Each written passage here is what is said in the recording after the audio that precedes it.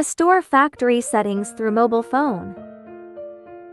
1. Start the car and plug the adapter into the USB port. 2. Turn on the Wi-Fi.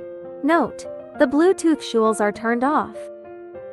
3. Select the adapter's Wi-Fi smart box and connect it. The password is 88,888,888. 4. Once Wi-Fi is connected, open the browser, input HTTP 192.168.8.1 and go to Upgrade page. 5. Restore factory settings. Click OK. 6. Restoration takes 2-3 seconds. The screen of the car will reboot. 7. After restoration, the adapter's connection records are cleared. To use the adapter again. 8. Turn on the Bluetooth and Wi-Fi to pair and connect adapter again.